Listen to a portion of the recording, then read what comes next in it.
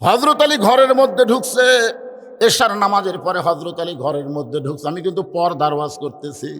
ঘরের মধ্যে ঢুইকা দেখে ঘর সুন্দর করে সাজানো, হাসান হোসেনকে সুন্দর করে সাজায় দিছে। ফাতেমা সুন্দরী সাইদা গুইজা ঘরের মধ্যে বসে আছে। আপনার বলেন তো, এশার নামাজ পড়ে এসে স্বামী যদি এরকম দৃশ্য দেখতে পায়, স্বামীর মনে একটা আলাদা আনন্দ হয় কি হয় না? ঘরও সুন্দর, সন্তান দুইটাকে সুন্দর করে সাজায় দিয়েছে, নিজেও সুন্দরী সাইদা গুইজা বসে আছে। হযরত আলী ঘরের মধ্যে ঢুকে আল্লাহর শুকর আদায় করলেন। এমন সময় ফাতেমা দুইটা সন্তানকে বুকের মধ্যে নিয়ে কানে কানে ফিসফিস করে বলতেছে, বাবু তোমরা দুই ভাই একটু অন্য ঘরে যাও, তোমার বাবার সঙ্গে আমার গোপন কিছু গল্প আছে। হাসান হোসেনকে বুকের মধ্যে নিয়ে ফাতেমা কানে ফিসফিস করে বলতেছে, তোমরা দুই ভাই একটু অন্য ঘরে যাও, তোমার বাবার সঙ্গে আমার গোপন কিছু গল্প আছে। হাসান হোসেন মুস্কি মুস্কি হাসতেছে। হাসান হোসেন মুস্কি মুস্কি হাসার কারণ হলো মা সাইদা গুইজা বসে আছে, আর বাবা ঘরের মধ্যে ঢুকলি আমাদেরকে অন্য ঘরে যখন যাবার কয়, তখন বাপ মায়ের মধ্যে কিছু একটা হবে। রাসূল বলেছেন, তোমাদের সন্তান যখন বুঝবার পারবে, তখন সন্তানের সামনে সাপান করে, ততক্ষণ সন্তান খালি দেখবার পারে কিন্তু বুঝবার পারবে না।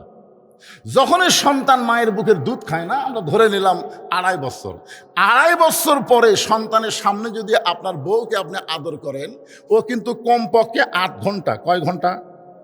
8 ঘন্টা এই জিনিসটা খেয়াল থাকতে পারবে, বেশি সময় পারবে না, 8 ঘন্টা পারবে। 8 ঘন্টার মধ্যে কেউ যদি বাড়িতে আসে, আর এই ছোট্ট বাচ্চা গিয়ে যদি বলে, আব্বু তাই মাস্ক চাপায় ধরছিল রে, এই কথা যদি বলে, আপনার সম্মান থাকবে? তাহলে আপনার সন্তানের সামনে আপনার হালাল বউকে আদর করার সুযোগ ইসলামে নাই। আর বর্তমানে বাংলাদেশে 14ই ফেব্রুয়ারি পালন হয় মরহুম আব্দুল জলিল পার্কে। আপনাকে ডানা পার্ক, এটি নওগাঁতে এতই পার্ক রে ভাই। শোনেন, ঘরের মধ্যে নিজের বউ সন্তান চেতন থাকলে আদর করে পারবি না। আর রাস্তাঘাটে যেখানে সেখানে আদর করার সুযোগ আছে, ইসলামে আছে, যেখান আছে। একটু মনোযোগ দেন। হাসান হোসেন দুইজন মুস্কি মুস্কি হেসে যখন বাহিরে যায়, অন্য ঘরের মধ্যে গেছে, এমন সময় ফাতেমা আস্তে করে ঘরের দরজা বন্ধ করে দিছে। যেই ফাতেমা দরজা বন্ধ করে দেয়, এমন সময় হযরত আলী মাথার টুপি খুলিছে। এতক্ষণ মাথার কি আছিল, কিন্তু যেই দরজা বন্ধ করছে, সঙ্গে সঙ্গে মাথার টুপি খুলছে। কারণ সন্তানকে বের করে দিয়ে বউ যদি দরজা বন্ধ করে, ওই সময় টুপির সুন্নত আর চলবি না। সব সময় কি সব সুন্নত চলবি? আপনার বলেন তো, বদরের যুদ্ধে রাসূল কোন সুন্নত পালন করছে? হ্যাঁ, বদরের যুদ্ধের দিনে রাসূল ঘরের মধ্যে গেলেন, ঘরের মধ্যে গিয়ে টুপি জুব্বা খুলে সৈনিকের পোশাক পরে মাথাত হেলমেট দিলেন। বাহিরে এসে আলীকে বলতেছে, আলী আমার কোমরের বেল্টটা একটু টাইট করে দাও তো। হযরত আলী রাসূলের কোমরের পেটি টাইট করে দিচ্ছেন। এমন সময় আবু বকর বলে, ইয়া রাসূলুল্লাহ, আপনি হলেন আল্লাহর নবী। রাসূল বলেন, আমি আল্লাহর নবী ঠিক, কিন্তু আজকে বাতিলের বিরুদ্ধে হকের পক্ষে বদরের যুদ্ধে আমি নবী হলাম সেনাপতি। ধরে কেন সুবহানাল্লাহ। তার মানে বোঝা গেল সবসময় সব সুন্নত চলবে না, চলবে। এখন মুয়াজ্জিন ইমামকে বলতেছে, হুজুর আমাদের গ্রামত যে হারে চুরি শুরু হয়েছে, হুজুর আপনি এশার নামাজের পরে দোয়া করেন, আল্লাহ যেন চোরের হাত থেকে আমাদের বাঁচাইয়া দেয়। এশার নামাজ হয়ে গেছে, এখন ইমাম সাহেব বলতেছে, ভাই আজকে একটা দোয়া হবে, এশার নামাজের পরে আপনারা সবাই মসজিদে থাকবেন। সবাই আছে। নামাজের পরে ইমাম সাহেব বলতেছে, 3 বার সূরা ইখলাস পড়েন, 11 বার দরুদ শরীফ পড়েন, 7 বার আস্তাগফিরুল্লাহ পড়েন। সবাই এগুলো পড়ার পরে ইমাম সাহেব মুসল্লিদের নিয়ে দোয়া করতেছে, আল্লাহ চোরের হাত থেকে আমাদের শান্তিটাকে তুমি হেফাজত করো। আল্লাহ এই গ্রামে যেন আর চোর কোনো উৎপাত করবার না পারে। চোর জানলার উপর থেকে বলতেছে আমিন, চোর বলতেছে আমিন। আপনার বলেন তো, চোর আমিন বলার কারণ কি? এই সময় আর এই ফাতিহা শরীফের সুন্নত চলবি না ভাই। এই সময় দোয়া করবেন, চোর মনে মনে খুশি হয়ে বলবে, তোরা দোয়া করে ঘুমা যা, আর আমি ইচ্ছা মতো করি।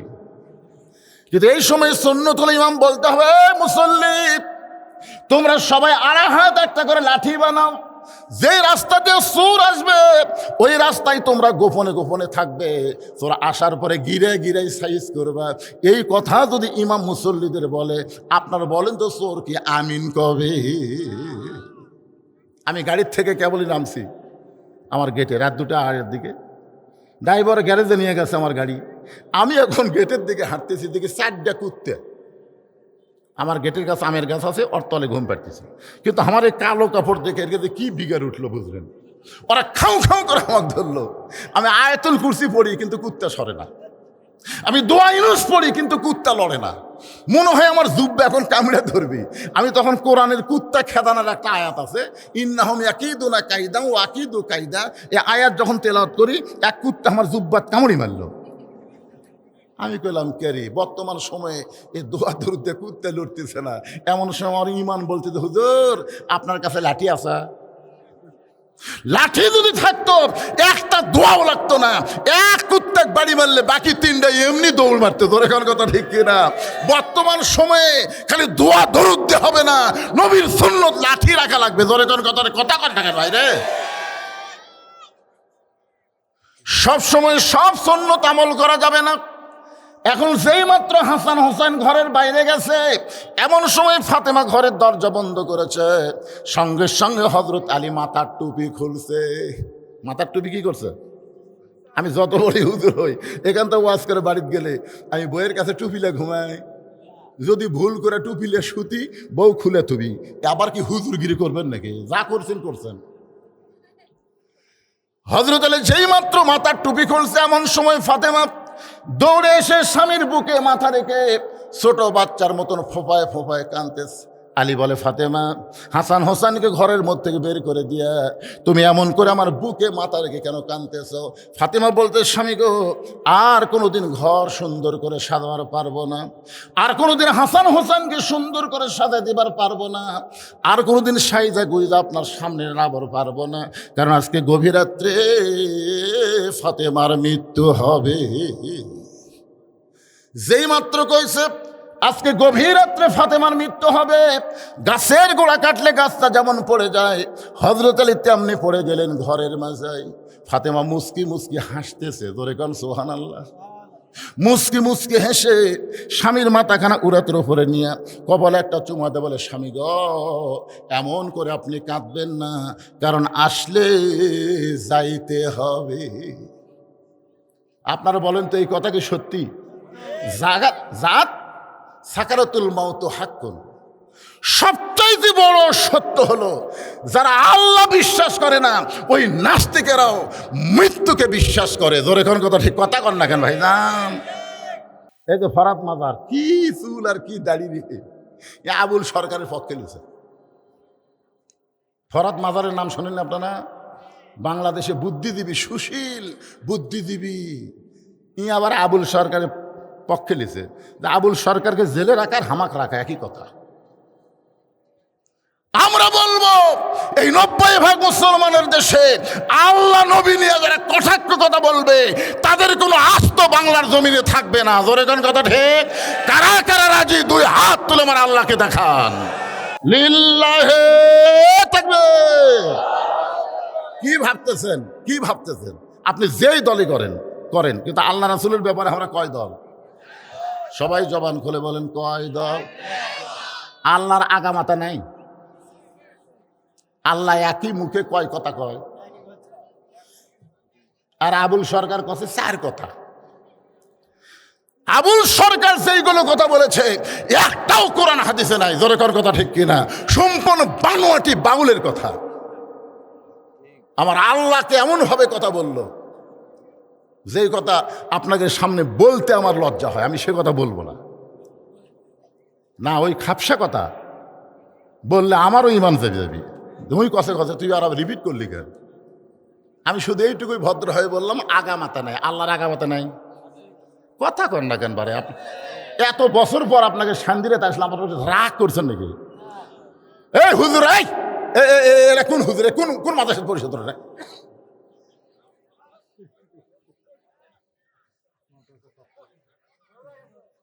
কে ডরাবি? ওরা ডরাবি? আমি যত বড়ই বক্তা হই, ওরকে হুজুর হওয়া আমার পক্ষে কঠিন। এরকে হুজুর হলো আলাদা হুজুর। আমার মাদ্রাসার এক ছাত্রকে বললাম, ভাই বাবা আমার টুপিটা ধুয়ে দাও তো। ও তখন বলতে যে হুজুরের অনুমতি ছাড়া। যে মাদ্রাসা আমি চলাই সব হুজুরের বেতন আমি দেই, সব হুজুর আমাকে দেখলে খাড়া হয়ে থাকে, ভয় থরথর করে, আর হুজুরে আমাকে দ্বারা কাঁপে। আর ওই ছাত্র বলতেছে হুজুরের হুকুম ছাড়া আপনার টুপি ধোয়া যাবে না। আমি তোর বললাম তোরকে হুজুর কে রে? আমি যত বড়ই বক্তা হই এরকে হুজুর আমি হওয়ার পারিনি, এরকে হুজুর আলাদা আছে, তোর কেন ঠিক কিনা? ওই হুজুর হয়তো কোন জায়গা থেকে ইশারা মারতেছে, ওরা উঠে চলে যাচ্ছে, আমার কথা এরা বসবি তাই। এই যে মাঝখানে কিছু হুজুর দেখা যাচ্ছে, আপনার কি থাকবেন না যাবেন বাবজান? থাকবেন ইনশাল্লাহ, আপনাদের ওয়াজ আছে। কারণ আজকের মাহফিলে হচ্ছে হাফিজি মাদ্রাসার মাহফিল, ইয়তিমখানার মাহফিল। জোরে কোন কথা ঠিক? হ্যাঁ, মনোযোগ দিয়ে শুনবেন। কি বলতেছিলাম একটু গুরুত্ব দেন। আবুল সরকারের কথা বলতেছিলাম, যে আবুল সরকার আল্লাহ ব্যাপারে এমন কথা বলেছে, সে আবুল সরকারের পক্ষে কোনো মুসলমান নিবার পারে? কথা কন না কেন পারে? আপনার বলেন তো, যারা পক্ষ নিছে এরা মুসলমান? আপনি দেখেন না কেন, ইউটিউব দেখেন, ফেসবুক দেখেন, যারা পক্ষ নিছে এরা সব বামপন্থী। বামপন্থী বোঝেন? একটু মনোযোগ দিয়ে কথাগুলো শুনবেন। হজরত আলীর মাথা কানা ফাতেমা উরাতের উপরে নিয়ে কপাল একটা চুমু দেয়, বলে স্বামী গো এমন করে আপনি কাঁদবেন না, কারণ আসলে যাইতে হবে। সবাই বলেন আসলে, এই সত্য কথাটা বলেন আসলে।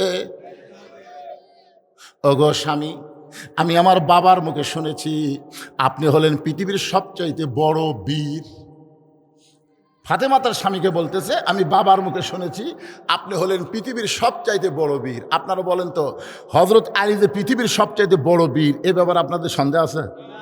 ফাতেমা বলতেছেন, আমি আমার বাবার মুখে শুনেছি আপনি হলেন পৃথিবীর সবচাইতে বড় শিক্ষাবিদ, আপনি হলেন পৃথিবীর সবচাইতে জ্ঞানী। আপনারা বলেন তো, হজরত আলীর চাইতে গোটা পৃথিবীর মধ্যে আর কেউ জ্ঞানী ছিল? আল্লাহ রাসূল বলেছেন, আনা মাদিনাতুল ইলমি ওয়া আলিউ বাবুহা, আমি হচ্ছে এলেমের শহর, আলী হচ্ছে তার দরওয়াজা। একটা কথা আপনাদের বলি, আল্লাহ রাসূল যতদিন মদিনার প্রেসিডেন্ট ছিলেন 10 বছর, ততদিন শিক্ষামন্ত্রী ছিলেন হজরত আলী। শিক্ষামন্ত্রীকে হযরত আবু বকর যখন মদিনার খলিফা হলেন, ওই সময় শিক্ষামন্ত্রী হলেন হজরত আলী। উমর যখন মদিনার খলিফা হলেন, ওই সময় শিক্ষামন্ত্রী হলেন হজরত আলী। ওসমান যখন মদিনার খলিফা হলেন, ওই সময় শিক্ষামন্ত্রী ছিলেন হজরত আলী। ধরে কেন সুবহানাল্লাহ। মানে দেখেন, খলিফা পাল্টে গেছে কিন্তু শিক্ষামন্ত্রী পাল্টেনি। আপনারা বলেন তো, হজরত আলীকে শিক্ষামন্ত্রী রাখার মধ্যে বরকত কি? আজকে আমাদের বাংলাদেশে শিক্ষামন্ত্রী কে রে? এই শিক্ষা উপদেষ্টার নাম কি? শিক্ষা উপদেষ্টার নাম কি? আমাদের বাংলাদেশে শিক্ষা উপদেষ্টা আছে না? এখন তো আর মন্ত্রী নাই, এখন উপদেষ্টা। আল্লাহ রাসূল বলেছেন, খায়রুকুম মান তাআল্লামাল কুরআনা ওয়া আল্লামাহ, ওই ব্যক্তির চাইতে দামি সম্মানী কোনো ব্যক্তি নাই যে ব্যক্তি আল্লাহর কোরআন শিখেছে এবং অপরকে কোরআনের শিক্ষা দেয়।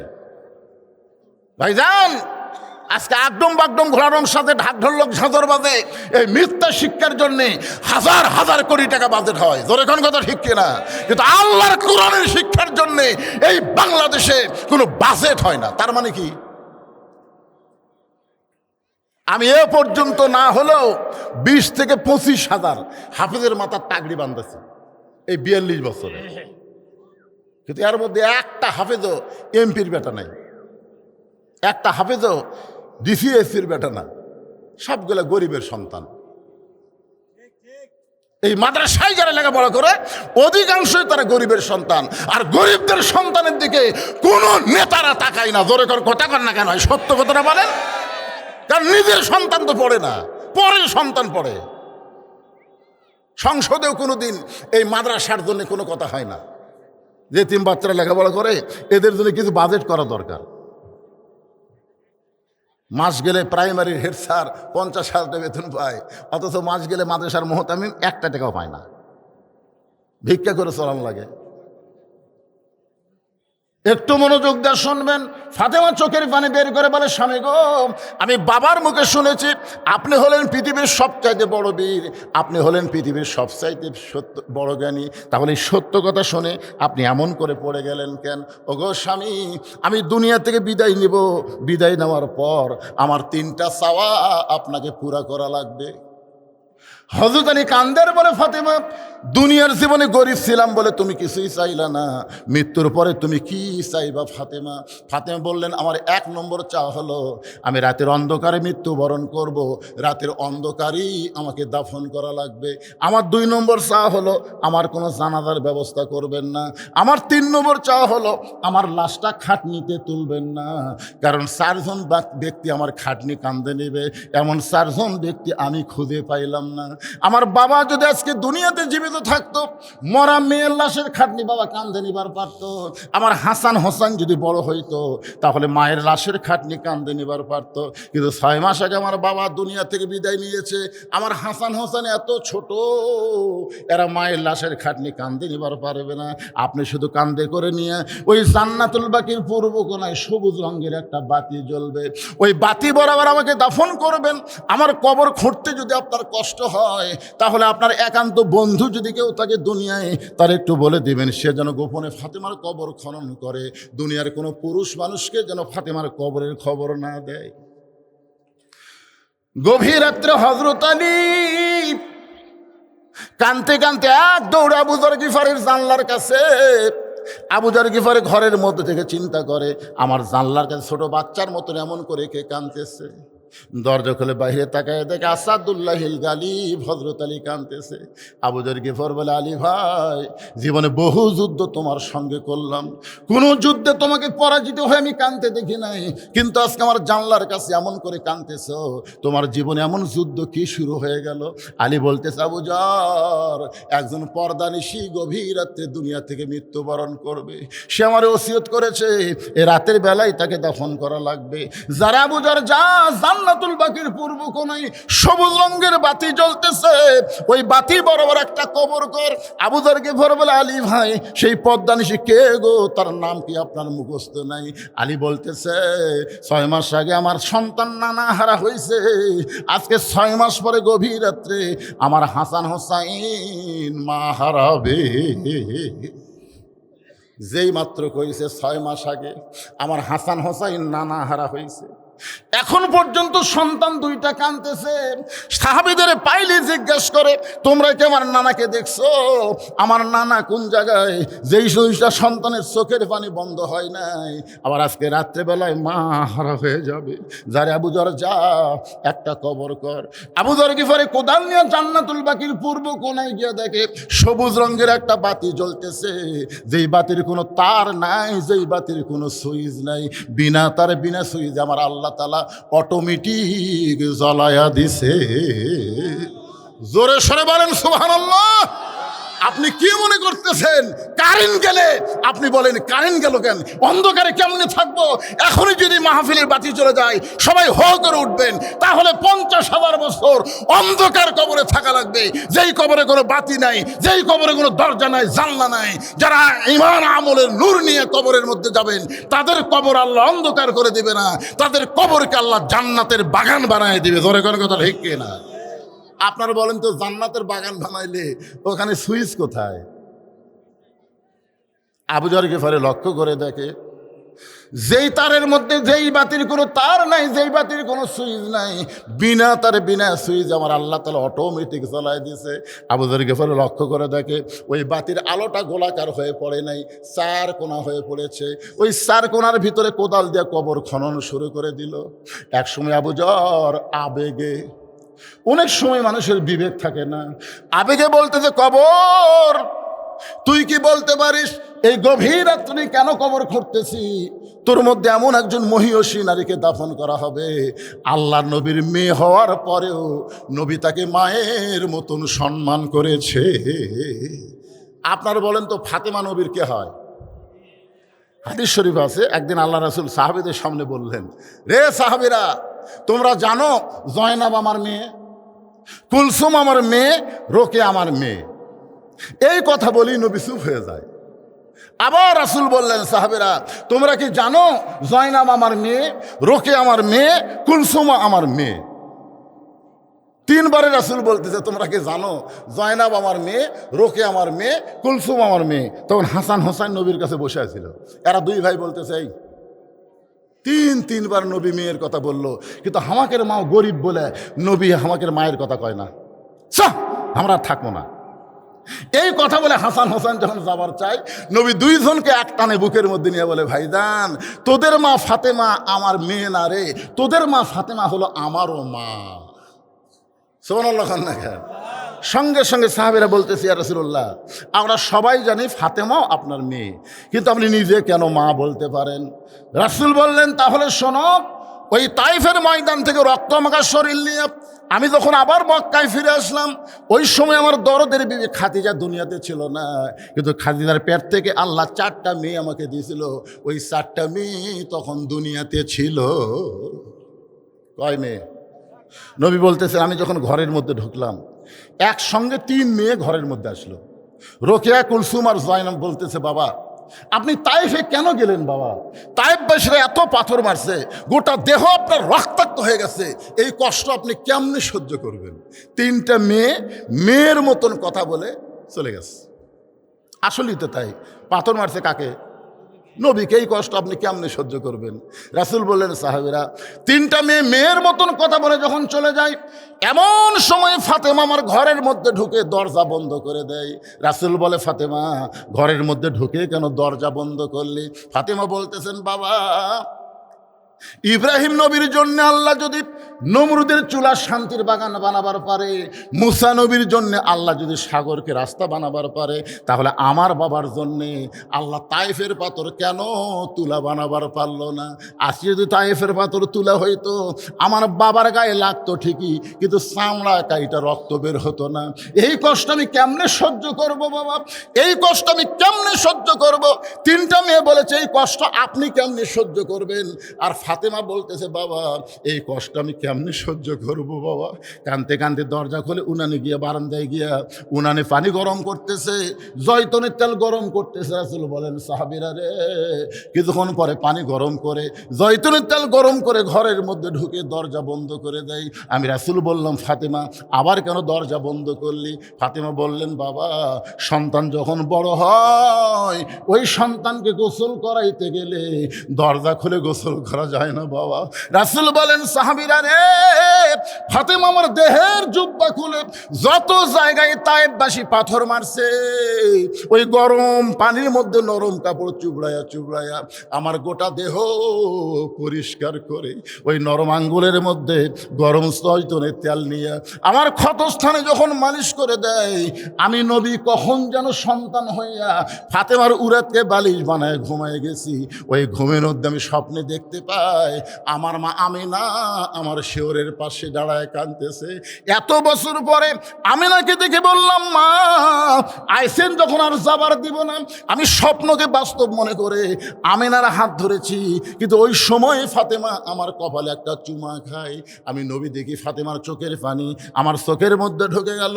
আমি বললাম, ফাতেমা তুই খেলো কান্দিস কেন মা? ফাতেমা বলে, বাবা আমি কান্দি না, আপনি আমারে কাঁদাইতেছেন। আপনি স্বপ্নে আমার হাতটা মা বলে চাইবা ধরলেন, এখন পর্যন্ত আপনি আমার হাতটা ছাড়েন নাই। রাসূল বলে, ফাতেমা স্বপ্নে যদি তোর হাত চাইবা ধরে মা বলে ডাক দেই, তাহলে তুই শুধু আমার ফাতেমা না, তুই হইলি আমার মা আমিনা। লিল্লাহে তাকবীর। আবু যর গিফারি বলে, কবর তোর মধ্যে এমন একজন মহিষী নারীকে দাফন করা হবে যার স্বামী হলো আসাদুল্লাহিল গালিব। এই কথা বলার পরে আবার কোদাল দিয়ে কবর খনন শুরু করে দিছে। এক সময় বলতেছে, কবর রে তুই কি জানিস রে কবর, তোর মধ্যে এমন একজন মাকে রাখা হবে যার 2টা সন্তান জান্নাতি যুবকদের সর্দার হবে। এ কবর খবরদার বেয়াদবি করবি না। এই বলে আবার যখন কোদাল মারতে চায়, এমন সময় কবরের ভিতর থেকে একটা আওয়াজ আসতেছে। এই আওয়াজ কিন্তু ফাতেমার জন্যে না, এই আওয়াজ হলো আমাদের সকলের জন্যে। আপনার কি মনে করতেছেন আমাদের জন্য না? কবরের ভিতর থেকে আওয়াজ আসতেছে, আবু যর কার মা কার মেয়ে কার বিবি এইটা কবর দেখবে না। আমল যদি ভালো হয় কবর জান্নাতের বাগান হয়ে যাবে, আর আমল যদি খারাপ হয় কবর জাহান্নামের গর্ত হয়ে যাবে। এই কথা শোনার সঙ্গে সঙ্গে আবু যর গিফারি আর কোদাল মারতে পারে নাই। কোদাল ফাইলে যে মারছে দৌড়, নির্দিষ্ট সময়ে হযরত আলী নির্দিষ্ট সময়ে ফাতেমার দেহখানা কাঁধে করে নিয়ে ওই জান্নাতুল বাকির পূর্ব কোণায় আবু জর বলে ডাকতেছে, কিন্তু আবু জর তো নাই। আল্লাহ আবু জরকে খেদাই দিছে। আবু জর যে কবর খুঁড়েছে ওই কবরের মধ্যে ফাতেমাকে দাফন করার পরে হযরত আলী বলতেছে, আল্লাহ আমি আজকে সবচাইতে বড় বিপদের মধ্যে আছি। আল্লাহ আমি ফাতেমাকে কবর দিয়ে যখন বাড়িতে যাব, হাসান হোসেন যখন ঘুম থেকে চেতন পাবে, এরা দুই ভাই মায়ের খোঁজ করবে। আমি তখন যদি বলি মা তোমাদের মা দুনিয়া থেকে বিদায় নিয়েছে, তখন হাসান হোসেন বলবে বাবা তাহলে আমাদের মাকে এখন কোথায় রাখছেন? আমি যদি বলি তোমাদের মাকে কবর দিয়েছি, তখন আমার দুইটা সন্তান বলবে মাকে কোথায় কবর দিলেন? আমরা দুই ভাইকে একটু দেখতে পাবো না। আমি যদি হাসান হোসেনকে ফাতেমার কবর দেখাতে আসি, তাহলে এরা দুই ভাই যদি কবরের কাছে কান্দে, তাহলে গভীর রাত্রে ফাতেমাকে দাফন করে কি হলো মদিনার মানুষ তো জানতে পারবে। হাসান হোসেন কাঁদতেছে, ওটাই হলো ফাতেমার কবর রে। আমি আজকে কিভাবে ফেরত যাই? ও ফাতেমার কবর, আমি আলী আজকে বড় বিপদে পড়েছি। এই কথা কয়েকবার বলার পরে হযরত আলী তাকায় দেখে সামনে কয়েকটা পুরাতন কবর দেখা যায়। এইমাত্র ফাতেমার কবর দিল, সেই নতুন কবর গেল কোন জায়গায়? গোটা জান্নাতুল বাকি দৌড়ের বলে ফাতেমার কবর। এখন এই ফাতেমার কবর দিলাম, সেই কবর গেল কোন জায়গায়? কে যেন গায়েব থেকে আওয়াজ দেয়, আলী ফাতেমা পর্দানিশি। আমি আল্লাহ জহুরা ডিগ্রি দিয়া, জোরে বলেন কি ডিগ্রি? আরো জোরে বলেন কি ডিগ্রি? আমার মায়েদের জন্য অত্যন্ত গুরুত্বপূর্ণ কথা। আল্লাহর পক্ষ থেকে বলা হচ্ছে, আলী রে আমি আমার ফাতেমাকে জহুরা ডিগ্রি দিয়ে তার কবরটাকে কিয়ামত পর্যন্ত আমি পর্দা করেছি। হযরত আলী ফজরের নামাজ পড়তে গেলেন, রাত্রে বিবিকে দাফন করে ফজরের নামাজ পড়তে গেলেন। মসজিদের মধ্যে যা দেখে আবু জর নাই। আলীর মনের মধ্যে একটু রাগও হচ্ছে, কিন্তু তো কবর খুঁড়বার দিছি, আর তুই কবর খোঁড়া বাদ দিয়ে কোথায় গেছিস? ফজরের সময় আবু জর নাই, জোহরের সময় নাই, আসরের সময় নাই, একদিন নাই, 2 দিন নাই, 1 সপ্তাহ নাই, 1 মাস নাই। সমস্ত সাহাবেরা বলা বলি করলো, নবীর জলিল কদর সাহাবী আবু জর গেল কোথায়? আলী কিন্তু জানে, কিন্তু কাউকে বলতেছে না যে আমার বইয়ের কবর খোলবার দিয়ে হেরে গেছে। 1 বছর যায়, 2 বছর যায়, সবাই চিন্তা করে আবু যর গিফারি গেল কোথায়? কয়েক বছর পরে মদিনায় আবু যর গিফারি, কয়েক বছর পর মদিনার বাচ্চারা পাগলের মতন দেখে, কেউ ঢেল মারে, কেউ তিরস্কার করে, পাগল পাগল। সবাই যখন পাগল পাগল বলে আবু যর গিফারিকে তিরস্কার করে, ঢেল মারে। এমন সময় হযরত আলী চিন্তা করে এই পাগল কে রে? এক দৌড়ে সামনে গিয়ে তাকায় দেখে ইয়ানজুরু বিনুরিল্লাহ, এই পাগল কেউ না, এই পাগল হলো আবু যর গিফারি। হযরত আবু যর গিফারির হাতটা ধরে বলে, ভাইজান আমার ফাতেমার কবর খুঁড়তে গিয়ে কোথায় হারায় গেলি? আজ কত বছর পরে তোকে মদিনায় পাইলাম, তুই পাগল বেশে ঘুরতেছিস, বল রে বল। আবু যর আমার ফাতেমার কবর খুঁড়তে খুঁড়তে তোর কি হলো? আবু যর গিফারি খালি কান্দে আর কান্দে। আবু যর গিফারিকে হযরত আলী বুকের মধ্যে চাইপা ধরে বলে, না বললে তোকে ছাড়বো না। একসঙ্গে আবু যর গিফারি কাঁদতে কাঁদতে কাঁদতে কাঁদতে যখন পড়ে যায়, হযরত আলী উরাটটা বালিশ বানিয়ে দিয়ে কপালে চুমো দিয়ে বলে, আবু যর বল ভাই বল, তুই কি জন্য পাগল হয়ে গেলি, সংসার ত্যাগ করলে বল। আবু যর গিফারি শুধু 3 বার একটা শব্দ উল্লেখ করেছে, কবর কবর কবর। 3 বার উল্লেখ করে হযরত আলী তাকায় দেখে আবু যর গিফারি আর নাই, এই দুনিয়া থেকে চিরদিনের মতো বিদায় নিয়েছে। চারিদিকে সাহাবারা এসে আলীকে বলতে, আলী ভাই কোন পাগলকে উড়াতে নিয়ে ঘুম পাড়াইতেছ? আলী বলতে, সাহাবীরা রে, কয়েক বছর থেকে যেই আবু যরকে আমরা খুঁজতেছি, আজকে সে আবু যর আমার উড়াতে মাথা দিয়ে 3 বার শুধু কবর কবর কবর বলে দুনিয়া থেকে বিদায় নিয়ে চলে গেল। এই জন্য গায়ক কেঁদে কেঁদে বলেছে, কিন্তু যেদিন ডাক পড়িবে কবর মাঝে যাইতে, জোগাড় কিছু করছো বন্ধু তার মাঝে বিছাইতে। আমি সূরা আসরের 4টা বিষয় আপনাদের সামনে আলোচনা করব, আপনারা কি শুনবেন ভাই? কারা কারা শুনবেন আল্লাহকে একটু হাত দেখান। লিল্লাহে তাকবীর। এই ডানানোগুলো হাত তোলে না কেন? এরকম আমার বেশি সন্দেহ হয়। সবাই হাত তোলেন, 2 হাত তোলেন। লিল্লাহে তাকবীর। আমি ওয়াদা দিলাম কোরআন শরীফ সামনে নিয়ে কিন্তু এই যে কবরের কথা বললাম, আমরা সবাই কবরে যাব, যে কোনো সময় আমাদের ডাক পড়বে। জোরে কোন কথা ঠিক কিনা? এ কি বলতেছে? কিন্তু যেদিন ডাক পড়বে, কিন্তু যেদিন মানে কোন দিন? যে কোনো সময় ডাক পড়বে। সেই কবরের পাথর হিসাবে আজকে এই শান্তিরা এতিমখানা মাদ্রাসায় আপনাদেরকে দান করা লাগবে। এত হাজার হাজার মানুষের মধ্যে আমি আপনাদের কাছে এই মাদ্রাসায় দান করার জন্যে একটা করে কোরআন মাত্র 500 টাকা, 500 টাকা দিবেন, একটা কোরআন শরীফ দান করার সওয়াব আল্লাহ আপনাদের আমল নামায় দিয়ে দেবে। যাদের বাপ মা কবরে গেছে, আল্লাহ কোরআন দানের ওসিলায় আল্লাহ যেন বাপ মার কবরকে জান্নাত বানায় দেয়। কেউ যদি মনে করে হুজুর আমি একটা কোরআন দেব না, 5টা কোরআন দিব 2500 টাকা, 10টা কোরআন দেব 5000 টাকা। এখানে অনেক আল্লাহর বান্দা আছে। পৃথিবীর শ্রেষ্ঠ দান নবীর মাদ্রাসা একটা কোরআন। আপনাদের কাছে ব্যাগ যাবে, রুমাল যাবে, একজন উঠবেন না।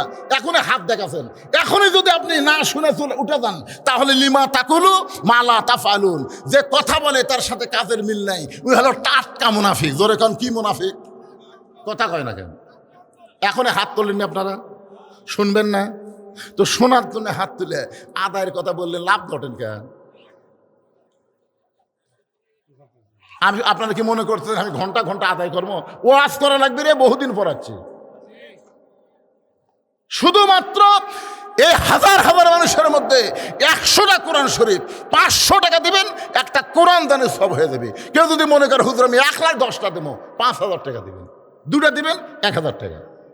পৃথিবীর শ্রেষ্ঠ দান নবীর মাদ্রাসায় একটা কোরআন। আর এই মাদ্রাসার তালবে ইলম যারা আছে, মাদ্রাসার হিতাঙ্গী যারা আছে, তারা একটু ব্যাগ না ভিতরে ঢুকবেন। 5 মিনিটের মতো আদায় শেষ। লম্বা আদায় করা লাগে নাকি? এখানে অনেক আল্লাহর বান্দা আছে। আজকের মাহফিলের প্রধান অতিথি কি দিয়ে গেছে? প্রধান অতিথি কি দিছে? কি কয় দেয়নি? মানে দিচ্ছে অবশ্যই।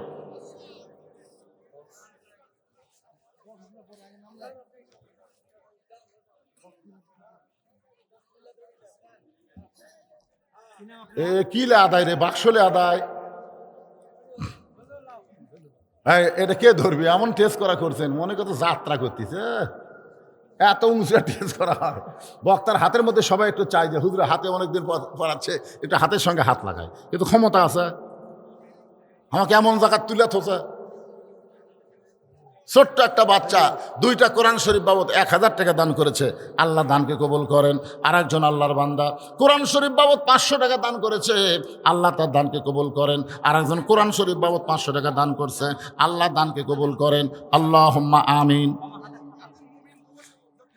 আব্দুল মুমিন দোগসি দক্ষিণ পাড়া 10টা কোরআন শরীফ বাবদ 5000 টাকা ধরে বলেন মারহাবা। আল্লাহ দানকে কবুল করেন। যে নিয়তে দান করছে আল্লাহ নেক নিয়ত নেক আশাকে আল্লাহ আপনি পুরা করে দেন। আল্লাহুম্মা আমিন। আল্লাহর একজন বান্দা কোরআন শরীফ বাবদ 500 টাকা দান করছে। আল্লাহ দানকে কবুল করেন। যে নিয়তে দান করলো আল্লাহ, হ্যাঁ অঙ্গীকারের গুলা এই টেজের উপর না, অঙ্গীকারের গুলা ভিতর যান। টেজের উপর খালি লগত আদায় হবে, লগত, কোনো বাকি আদায় হবে না। বাক্সর মধ্যে দিচ্ছেন না কেন আপনারা? ভাইরে দান বাক্স ঠেলা মারতেছেন। পকেটের দিকে টাকা দেখে 500 টাকার লোট আছে, 200 টাকার লোট আছে, 100 টাকার লোট, 10 টাকা নাই। ওর সামনে মসজিদের দান বাক্স আছে, মারছে ঠেলা। এমন করে ঠেলা মারছে 4 জন পার হয়ে গেছে। ওরা 4 জন খুব খুশি, যাকে আল্লাহ তোর হাতত বরকত দিছে। 2 কান্দের ফেরেশতা বলতেছে আল্লাহ আমরা লেখবো কি? আর পকেট ভরার টাকা থাকার পরেও দান বাক্স ঠেলা মারলো। আল্লাহ কই দান বাক্স ঠেলা মারেনি, এই জান্নাত ঠেলা মারছে, জান্নাত। এই দান বাক্স যাচ্ছে আপনাদের কাছে 10 টাকা 20 টাকা, যাই যা পারেন আল্লাহর রাস্তায় দিবেন, ঠেলা দিবেন না, ফাঁকি দিবেন না। সাজু ডাক্তার 10টা কোরআন শরীফ বাবদ 5000 টাকা দান করেছে। আল্লাহ তার দান কবুল করেন। যে নিয়তে দান করেছে আল্লাহ নেক নিয়ত নেক আশা পুরা করেন। লিল্লাহে তাকবীর। আমার ভাই রাশেদুল ইসলাম রানা 20টা কোরআন শরীফ বাবদ 10,000 টাকা ধরে বলেন মারহাবা। কেরে মারহাবাও করবেন না? আরে এত রাগ করছে কেরে? আরে পাগলারা একটা না ওয়াজ করছি, এখন 10টা মিনিট আদায় করি না, কি অসুবিধা আছে? আমি কি ঢাকার থেকে যাচ্ছি? আমি কি ঢাকার বক্তা? আপনারাও বগলার, আমিও বগলার, একসাথে চলবি যতক্ষণ পারে। কোনো টেনশন নাই, খালি কিছুটা টাকা দিয়ে দেন। আল্লাহর একজন বান্দা 20টা কোরআন শরীফ বাবদ 10,000 টাকা দান করছে, আল্লাহ কবুল করেন। ওয়ালাইকুম আসসালাম। আল্লাহ তোমার একজন বান্দা কোরআন শরীফ বাবদ 500 টাকা দান করছে, আল্লাহ দানকে কবুল করেন। ছোট্ট বাচ্চা, কি নাম বাবু, কি নাম তোমার? হ্যাঁ, মোহাম্মদ আব্দুল্লাহ। 2টা কোরআন শরীফ বাবদ 1000 টাকা দান করেছে, আল্লাহ আব্দুল্লাহর দানকে আল্লাহ আপনি কবুল করেন। 2টা কোরআন শরীফ বাবদ, কি নাম তোমার? হ্যাঁ, আবু তালহা। 2টা কোরআন শরীফ বাবদ 1000 টাকা দান করেছে, তালহার দানকে আল্লাহ আপনি কবুল করেন। আল্লাহুম্মা আমিন। আরেকজন আল্লাহর বান্দা 2টা কোরআন শরীফ বাবদ 1000 টাকা দান করছে, আল্লাহ দানকে কবুল করেন। আল্লাহুম্মা আমিন। মমতাজের জামাই, দেখছেন জামাই, আপনাদের জামাই নাই, খালি খাবার আছে, জামাইগুলা খেয়ে খেয়ে উল্টে উল্টে করতেছে। মমতাজের জামাই কোরআন শরীফ বাবদ 500 টাকা দান করছে, আল্লাহ কবুল করেন। জোরে করে আমিন। এই গেটত আপনারা সীসা ধানা প্রাচীরের মতন খাড়া হন তো কেউ যেন যাবার না পারে, যাবি কে? একজনও লড়াচড়া চলবি না, বসে থাকবেন মহব্বতে। কোরআনের মাদ্রাসা উন্নয়ন কল্পে মাহফিল ভাইজান আপনাকে দেওয়া লাগবে। এই মাদ্রাসার সভাপতি, মাদ্রাসার সেক্রেটারি, মাদ্রাসার ক্যাশিয়ার, মাদ্রাসার যারা সদস্য, আপনারা লুকে থাকেন না, এই মুহূর্তে টেজের উপর আপনাদের দেখে চাই জনগণ। জোরে কর কথা, ঠিক কিনা? দেখ পারছেন না? হ্যাঁ, সভাপতি সাহেব, সহসভাপতি সাহেব, সেক্রেটারি সাহেব, চলে আসেন আপনারা। আপনাকে এত বড় গুরু দায়িত্ব দেওয়া হয়েছে ফাঁকি মারার জন্য না, দেওয়া লাগবে, দেওয়া লাগবে। ভাই কোন তো আপনি কি দিবেন? টাকা তো দিছেনি, কোন একটা দোয়া করে দিই কোন? আপনি হচ্ছেন আজকের আসল, শুরুর থেকে এই পর্যন্ত বসে আছে আলহামদুলিল্লাহ। সোহেল আর ফাইন 1000 টাকা 2টা কোরআন শরীফ বাবদ করছে দেন। আচ্ছা, আপনাকে বিশ্বস্ত লোক আছে, বিশ্বস্ত লোক, এই মেয়েদের মধ্যে কে আদায় করবে? মেয়েদের মধ্যে লোক আছে, সেটিং দেওয়া আছে তো, আবার লিয়ে দেন আর একদিকে যায় না, কারণ হিরোইন খোর, গাঁদা খোর, আফিম খোর, বহু খোর আছে এখন বাড়াচ্ছে। মাদ্রাসার বিশ্বস্ত লোক হতে হবে। মায়েরা বিশ্বস্ত আপনাদের কাছে আদায় করতেছে, যা মনে চায় আল্লাহ দান করেন, সব টাকায় মাদ্রাসা চলে আসবে ইনশাল্লাহ। আল্লাহর একজন বান্দা কোরআন শরীফ বাবদ 500 টাকা দান করছে, আল্লাহ কবুল করেন। এই ডেকোরেটর মাদ্রাসার উন্নয়ন কল্পে 2000 টাকা ধরে বলেন মারহাবা। সভাপতি তো আমার ধারতে বসে আছে, কখন আলেন? না, আমি খেয়াল করিনি। আপনি কি আগামীতে নির্বাচনে দাঁড়াবেন? চেয়ারম্যানও দাঁড়াবেন না?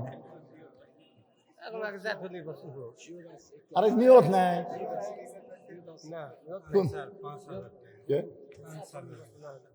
আনসার আলী আল্লাহ তোমার বান্দা 10টা কোরআন শরীফ বাবদ 5000 টাকা ধরে বলেন মারহাবা। এই ছেলে যেভাবে বাক্স নিয়ে আসতেছে, মানে ফাঁকা বাক্স, এর টাকা আছে? এই টাকা আছে? আছে কোন? আপনি একটা কোন দোয়া করে দিই। আরে কালেকশন হবে একেবারে, আপনি দিয়ে শুরু হলো কোন? কত কোন? আজকের মাহফিলের মাদ্রাসার সভাপতি, মাহফিলের খালি না, মাদ্রাসারও তিনি সভাপতি, 50,000 দিবার চায়।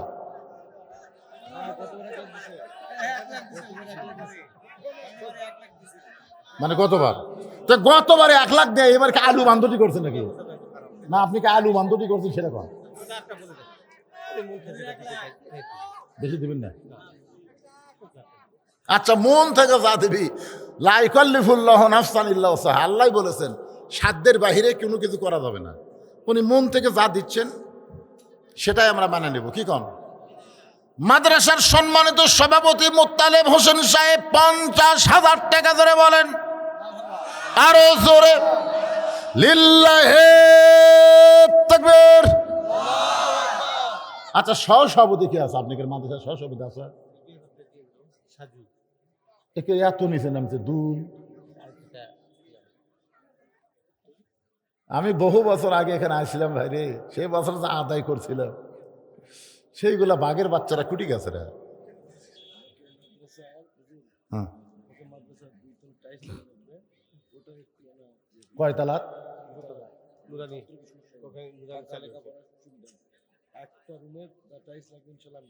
আপনি দিবেন তাহলে কয় রুম? হ্যাঁ, 3টা রুমের মধ্যে দোতলার 3টা রুমকে টাইলস করা লাগবে। এক রুমের যত টাইলস লাগবে সব আমার এই কচি ভাই দান করবে। নাম কি ভাইয়ের নাম কি? ফিরোজ সাহেব। একটা ঘরের যত টাইলস লাগবে সব টাইলস দান করবে। ধরে বলেন মারহাবা। আপনারা কি মনে করছেন এক ঘরের টাইলসের দাম কত? কি মনে করছেন যে ভাই মারহাবা দিচ্ছেন মনে করছেন 5,000 টাকা? 5,000 দেখা যাচ্ছে সভাপতির চাইতে বেশি টাকা লাগছে। তো কত তার বেশি লাগতে পারে? 50 বেশি লাগবে না? 50,000-এরও বেশি লাগবার পারে। সমস্ত টাইলস এক ঘরের যা লাগবে সব দিয়ে দিবে। তার জন্য আমরা প্রাণ খুলে দোয়া করব, মাদ্রাসাকে সুন্দর করে দিল আল্লাহ, তার ঈমান আমলকে সুন্দর করে দেখ। জোরে করে আমিন। তার আপনজন যারা কবরে গেছে আল্লাহ তাদের কবরকে জান্নাতের টুকরা বানায় দেখ। সবাই বলে আমিন। আপনি একটা ঘরের দেন তো। মাশাআল্লাহ। আজকের মাহফিলের সম্মানিত বিশেষ অতিথি রাজশাহী ভার্সিটির প্রফেসর সাহেব একটা ঘরের সম্পূর্ণ টাইলস। ধরে বলেন মারহাবা, লিল্লাহে তাকবীর। তাহলে 3 ঘরের মধ্যে 2টার হয়ে গেছে, আর একটা বাকি। এই মাদ্রাসার সেক্রেটারি কোথায় রে? মাদ্রাসার সেক্রেটারি আদায় পরে করো বাবা, আগে তুমি দাও। এক ঘরে টাইলস দেওয়া লাগবে। কি করো? এর একটা কাম হলো, আমাকে হুজুর আগে টাইলস আদায় করো। টাইলস আদায় করতে 1 মিনিট লাগলো না। এক ঘর সেক্রেটারি আর হয়ে গেল। কি? মোহাম্মদ সুমন ইসলাম একটা ঘরের পুরোপুরি টাইলস। ধরে বলেন মারহাবা। আপনারা কি মনে করতেন টাইলস খালি এমনি ফেলাতে ধুলি লাগবি না সিমেন্ট দিয়ে লাগান লাগবি? তাহলে 3 ঘরে যত বস্তা সিমেন্ট লাগবে একজন দিবেন না 3 জন দিবেন? কিসের হয়ে গেছে তো 3 ঘর। এই কুটি আছে রে পাগলা, 3 ঘর হয়ে গেছে। 3 ঘরে টাইলস লাগানোর সিমেন্ট একজন দিবেন না 3 জন দিবেন? এই মাদ্রাসার কেশিয়ার কে রে? এই মাদ্রাসার এই টাকা টুকা লিবি সে কে রে? এই মালটাকে কেশিয়ার সাহেব আসেন তো দিকে। আপনি 3 ঘরের দিবেন না 1 ঘরের দিবেন? যা সিমেন্ট লাগবে টাইলস আর সিমেন্ট বেশি লাগে না। না সেটা একটু কম বাড়ে আদা। এটা 1 ঘর না 3 ঘর? একটা দোয়া করা, দোয়া বুঝছেন না আপনি? কি বুঝতেছেন? এগুলো মারিফতি দান করলে তো দিবহানি, মানে কি দিবহানি? তাহলে আমাকে ওয়াজ বাদ দিয়ে চাওয়ার কি দরকার? দিবহানি। কেশে সাহেব বলেন 1 ঘরত কর দিয়ে সিমেন্ট লাগবে কয় বস্তা? কে দিল? ও কেশে। ও আমি মনে করি ওর থেকেও দিল। আপনারা কি মনে করতেছেন যাকে আল্লাহ এত উঁচুতে জায়গা দিয়েছেন তিনি অবসর প্রাপ্ত আর্মি কর্মকর্তা, তার কাছে আমরা 1 ঘরের টাইলস 30 বস্তা সিমেন্ট কোন আল্লাহ রাস্তায়? হ্যাঁ 10 বস্তা। মাদ্রাসার কেশিয়ার সাহেব 10 বস্তা সিমেন্ট। ধরে বলেন মারহাবা। আপনাদের মধ্যে শান্দিরার কারা কারা? একটা হাত তোলেন তো দেখি। শান্দিরার কারা কারা? একটু হাত তোলেন না কেন? শান্দিরা বিশাল পাড়া, 7,000 ভোট। আচ্ছা ঠিক আছে, শান্দিরা ছাড়া বাহিরের কারা কারা? হাত তোলেন তো দেখি। তাই তো আদায় হচ্ছে না রে। 220 বস্তা সিমেন্টের মধ্যে 10 বস্তা আদায় হয়ে গেছে। আর কোন আল্লাহর পাগল আছেন এই নবীর এতিম ঘরে 10টা বস্তা সিমেন্ট দিবেন? ভাই একজন কাগজ কলমে রেডি হন।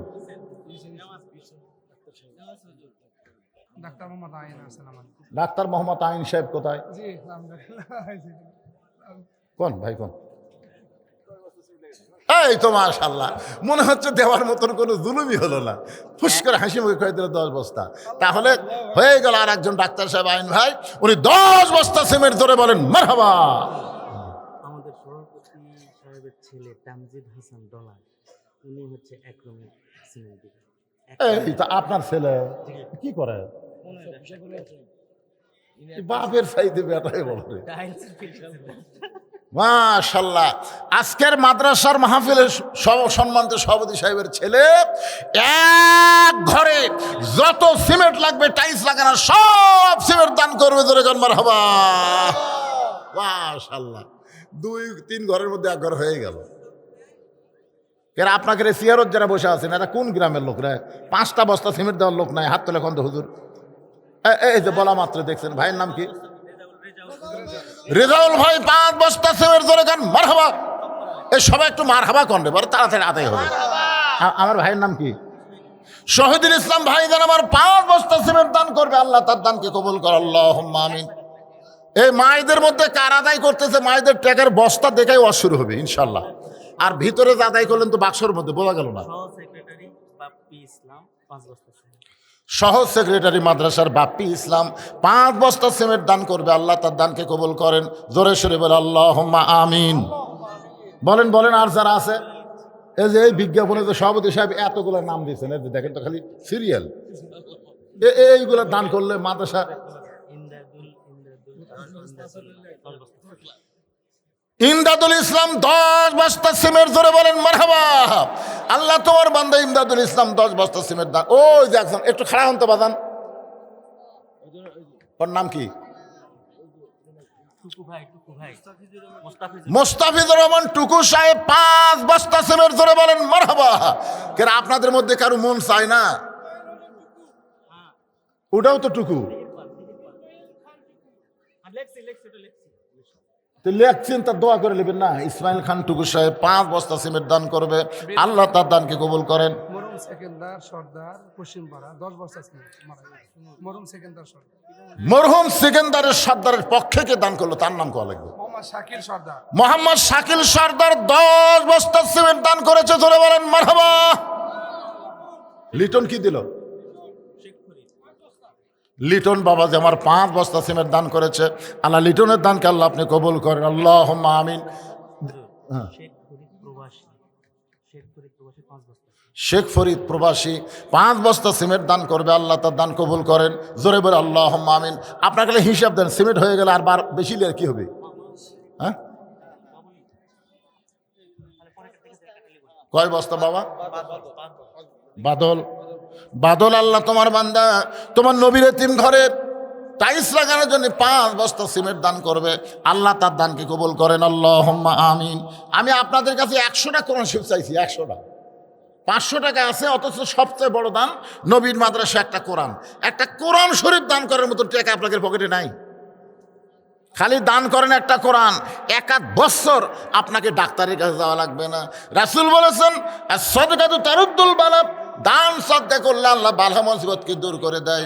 একটু মহব্বতের জিকির করেন, লা ইলাহা ইল্লাল্লাহ, লা ইলাহা। যারা চলে যাচ্ছে ওই ফাঁকের মধ্যে আপনি জায়গা পরিবর্তন করে বসেন, ওই ফাঁকের মধ্যে আপনার 2 জায়গা জান্নাতের সাক্ষী হবে। এক জায়গায় আপনি বসেছেন আর এক জায়গায় বসতেছেন, 2 জায়গা আপনার জান্নাতের সাক্ষী হবে। আর ধানের মতোই কিন্তু দেখতে চিটা পাতান সবসময় থাকতে পারে না, দেখবেন চিটা পাতান কিন্তু ধানের সাথেই থাকে। হ্যাঁ, এই আবার 4 গেল একেবারে, আর 1 বস্তা। মোহাম্মদ আলী 10 বস্তা সিমেন্ট দান করবে, আল্লাহ মোহাম্মদের দানকে আল্লাহ আপনি কবুল করেন, আল্লাহুম্মা আমিন। সাইলোর ফোরম্যান 5 বস্তা সিমেন্ট দান করবে, আল্লাহ তার দানকে কবুল করেন, আল্লাহুম্মা আমিন। কবুল করো, কবুল করো, মোদের কামনা দানকারীকে দিবেন জান্নাত, আল্লাহ নিরাশ করবেন না। আপনারা একজন ওটা শুরু করলে আর দেখা দেখি যত লোক উঠতেছে, আপনারা কি মনে করতেন যেই লোক আজকে প্রথম উঠলো এ আদায়ের সময়, দানের সময়, আখেরাতকে বিশ্বাসের সময়? আপনারা বলো তো, দান যে করে সে আখেরাতকে বিশ্বাস করে, করে কি করে না? আখেরাত, দুনিয়া তো পাচ্ছে না, আখেরাতে পাবে। আখেরাতের প্রতি বিশ্বাসী একটা আমল চলতেছে, আর সে আমলের সময় শয়তান আপনার গলা ধাক্কা দিয়ে যাচ্ছে, যান যান। আপনার মতন চিটা পাতান এখানে থাকে কোনো লাভ নাই। ধানের সঙ্গে চিটা পাতান ঠিকই থাকে, কিন্তু বাতাস দেওয়ার সময় থাকে, এ দরকার বাতাস দেওয়ার সময় থাকে, আদায় হচ্ছে বাতাস দেওয়ার মতন। চলে যাচ্ছেন, যান, অসুবিধা নাই। কে? হবিবুর রহমান বাবু 10 বস্তা সিমেন্ট দান করবে, আল্লাহ তার দানকে কবুল করেন। এখন যারা দিবেন ভাই আর নাম বলার দরকার নাই, আপনারা গোপনে গোপনে দান করেন, ইনশাল্লাহ যা সিমেন্ট পাওয়া গেছে টাইলস লাগান যাবে। এখন একটু জিকির করার পরে আমি সূরা আসর থেকে কয়টা বিষয় আপনাদের সামনে আলোচনা করতে চাই, সময় বেশি লাগবে না, একটু আল্লাহর জিকির করেন। এই যারা দাঁড়িয়ে আছেন এই সুযোগে বসেন না কেন, বসেন। একটা ছোট বাচ্চা হায়দার রহমান শিশির কোরআন শরীফ বাবদ 500 টাকা দান করেছে। হায়দার রহমান শিশিরের দানকে কবুল করেন। গরিবের রাজা, গরিবের রাজা কি সেটা? ও নামি গরিবের রাজা, ওরে বাবা রে, গরিবের রাজা শান্তাহার 5 বস্তা সিমেন্ট দান করছে। আল্লাহ গরিবের রাজা হিসাবেই তাকে সম্মান দিও, যখন আমিন, আল্লাহ আমিন। জি একটা আসছে শাহিনাজ, আর মহিলার একটু বলেন যে অনেক মা বোন আছে, তাদের একটু তাদের কাছে যাওয়া লাগবে, তার তো মা বোনেরই ওয়াজ চলতেছে রে পাগলা। ওয়াজই করছি ফাতেমার ওয়াজ, সে ফাটাফাটি ওয়াজ দিবি তো খালি চাইয়া দেখেন, কিন্তু ওরা বিশ্বাস করেন টাকা দেবো টেজত যাবি না পকেটত যাবি এই চিন্তা করে দিবার চায় না। সেই জন্য শাহিনা জোয়ারদার কি দিল? 10 বস্তা সিমেন্ট দান করেছে একজন মা শাহিনা জোয়ারদার। নিশু 5 বস্তা সিমেন্ট দান করেছে, আল্লাহ দান কবুল করেন, আল্লাহুম্মা আমিন। আতা রহমান দোকানদার 5 বস্তা সিমেন্ট দান করছে, আল্লাহ দানকে কবুল করেন। কি রাজু ভাই 10 বস্তা সিমেন্ট দান করেছে, আল্লাহ তার দানকে কবুল করেন, আল্লাহুম্মা আমিন। এগুলো কি সব লিখতেছেন তো, লেখা পড়তেছে ঠিক মতো? আচ্ছা ঠিক আছে। এখন আসেন সূরা আসরের 4টা বিষয়। ইল্লাল্লাযীনা আমানু 1, ওয়া আমিলুস সালিহাত 2। ওয়া আমিলুস সালিহার মধ্যে আমি বলেছি পুরুষ মানুষের জন্য হলো নামাজ, আর নারীদের জন্য হলো পর্দা। ধরে কোন নারীদের জন্য কি? নারীদের জন্য পর্দা। আপনারা বলেন তো ফাতেমাকে আল্লাহ জোহরা ডিগ্রি কেন দিছে? এই জোহরা ডিগ্রি দেওয়ার কারণ হলো ফাতেমা পর্দানিশী, সব সময় পর্দার মধ্যে থেকেছে। শুধু পর্দার মধ্যে থাকার কারণে আল্লাহ তাআলা ফাতেমাকে খুশি হয়ে খাতুনে জান্নাত ডিগ্রি দিয়েছে। প্রত্যেক জুমার সানি খুতবার মধ্যে ইমাম সাহেব শোনায়, আপনাদেরকে শোনেন না? সাইদাতুন নিসা আহলাল জান্নাহ ফাতেমাতুজ জোহরা। আল্লাহু আকবার। এখন 3 নম্বর হলো অতাওয়াসাউ বিল হক, হক কথা বলতে হবে, হক পথে চলতে হবে। আপনারা বলেন তো আল্লামা সাঈদী হুজুর 50 বছর কোরআনের তাফসীর করেছে বাংলাদেশে সহ গোটা বিশ্বে। আপনারা বলেন তো সাঈদী হুজুর কি বেহক কথা বলছে না হক কথা বলছে? কথা বলা লাগবে ভাইজান। বাংলাদেশের সমস্ত বক্তা মিলে যত হক কথা বলেছে, আল্লামা সাঈদী হুজুর একাই সেই হক কথা বলেছে। জোরে কোন ঠিক কথা বলেন? হ্যাঁ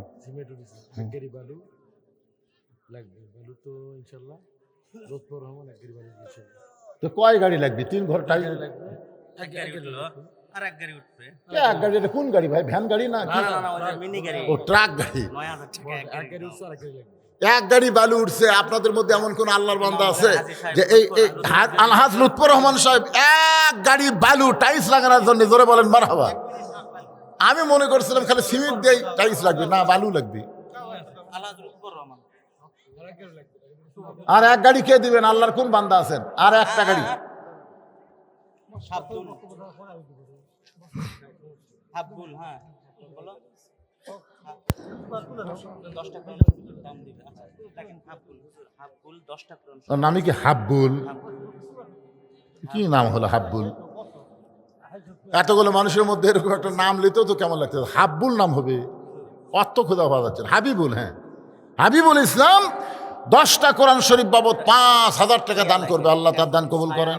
নাম হচ্ছে ছায়া বিবি, 2 বস্তা সিমেন্ট। ছায়া বিবি, একজন মা আমার 2 বস্তা সিমেন্ট করবে দান, আল্লাহ ছায়া বিবির দানকে আল্লাহ আপনি কবুল করেন। একটা গাড়ি বালু দিবার পারবেন না? সিয়ারত যারা বসে আছেন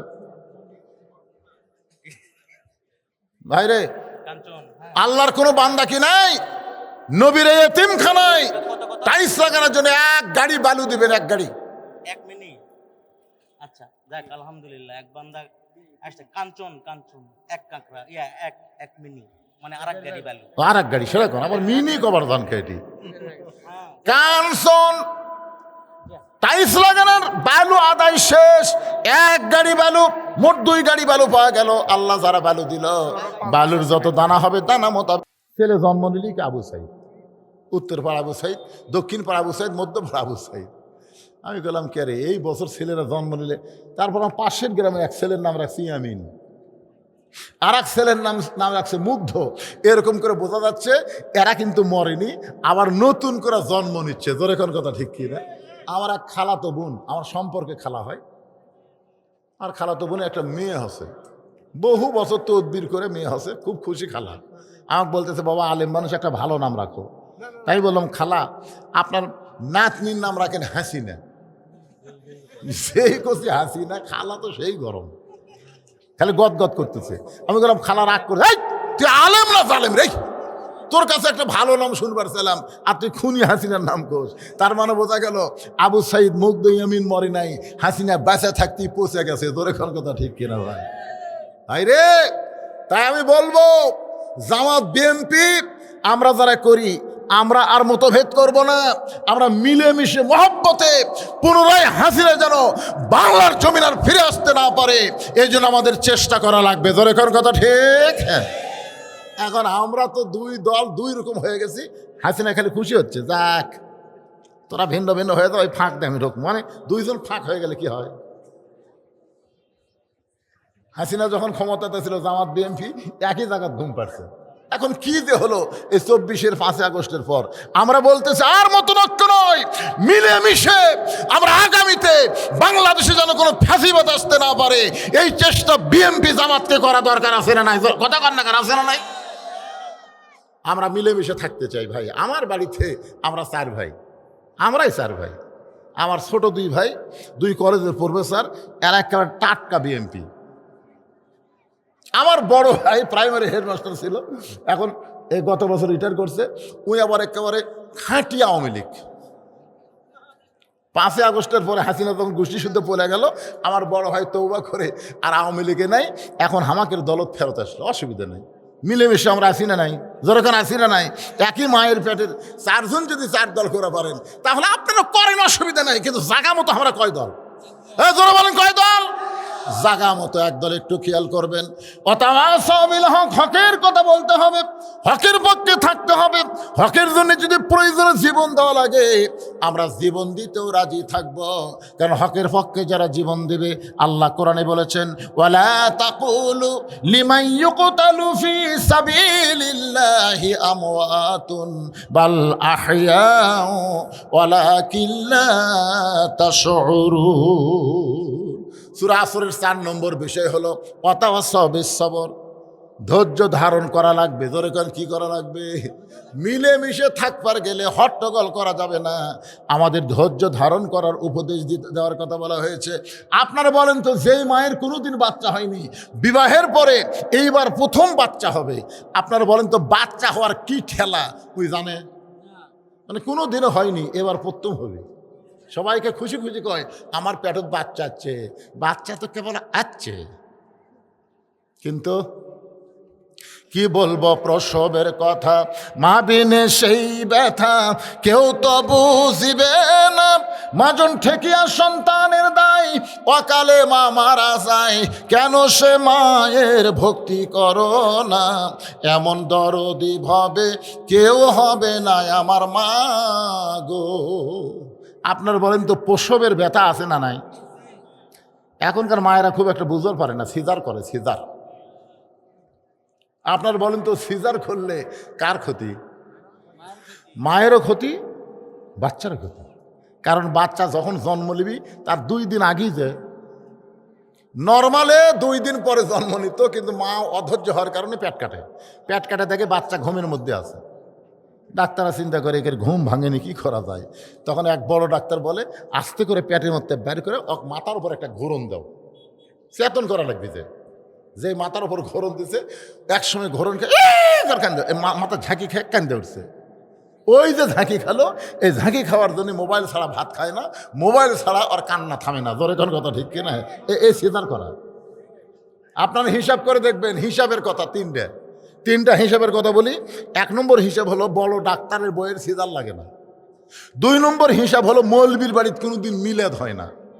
তিন নম্বর হিসাব হলো পীরের বউ কোনোদিন মুরিদ হয় না। আপনার খেয়াল করে দেখবেন, ডাক্তারের বউয়ের সিজার লাগে না, কারণ ডাক্তার জানে সিজার করলে বাচ্চার ক্ষতি, মায়ের ক্ষতি, এই জন্য বড় বড় যারা ডাক্তার তারা বউরে সিজার করায় না। দুই নম্বর হলো বাংলাদেশের যারা মৌলবি, এদের বাড়িতে কোনোদিন মিলাদ হয় না, এরা পরের বাড়িতে পড়ে কিন্তু নিজের বাড়িতে হয় না। তিন নম্বর হলো পীরের বউ কোনোদিন মুরিদ হয় না, কারণ পীরের বউ জানে আমার পীর সাহেব মাঝে মধ্যে মুরিদের বউয়ের দিকে চোখ মারে, লুচ্চার হাতে কে মুরিদ হবে। তাহলে কয়টা করলাম?